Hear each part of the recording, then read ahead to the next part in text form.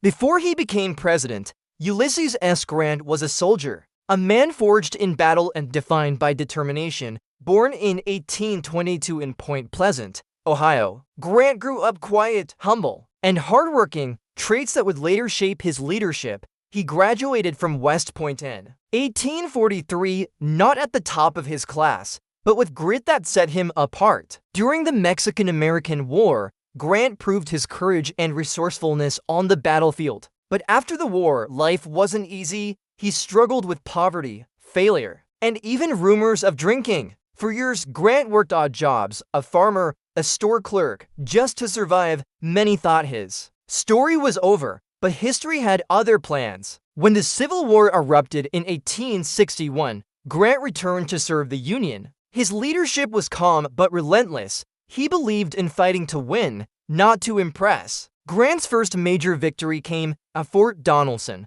where he demanded unconditional surrender. That moment earned him the nickname Unconditional Surrender Grant, a title that inspired soldiers across the Union. He rose through the ranks quickly, leading brutal campaigns at Shiloh and Vicksburg, both turning points in the war. At Vicksburg, Grant's siege strategy cut the Confederacy in half and gave the Union control of the Mississippi River. Abraham Lincoln took notice. He saw in Grant something rare, a general who could win. In 1864, Lincoln appointed Grant commanding general of the U.S. Army. The nation's fate now rested in his hands. Grant faced off against Robert E. Lee, one of history's most skilled commanders. The battles were long, bloody, and brutal, but Grant never wavered. He pressed forward, knowing every loss brought America closer to peace. Finally, in April 1865, Lee surrendered to Grant at Appomattox Courthouse. The Civil War was over.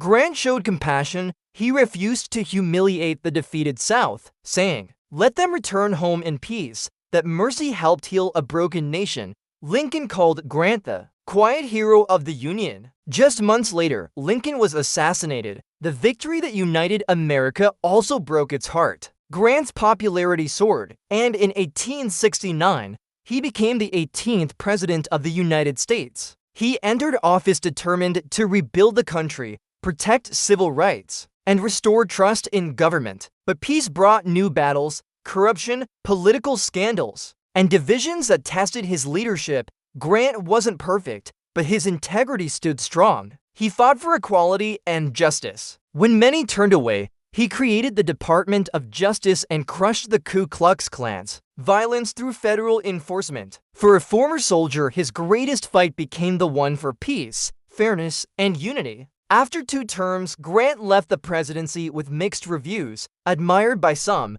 criticized by others. He traveled the world with his wife, Julia, becoming a global symbol of American strength and humility. But in his later years, tragedy struck again, financial ruin and a battle with throat cancer. Determined to provide for his family, Grant wrote his personal memoirs while dying, finishing just days before his death in 1885. Those memoirs became one of the greatest works ever written by a U.S. president. Raw, honest, and powerful, Grant's legacy is complex. A warrior who hated war, a leader who valued peace above power. He once said, "I have fought hard at war, and I know its cost." Those words came from a man who knew victory's price and the heavy burden of leadership. Today, Ulysses S. Grant is remembered not just as a general or a president, but as a symbol of perseverance, integrity, and redemption. From humble beginnings to the highest office, his story reminds us that greatness often rises from struggle, because true strength isn't born from winning.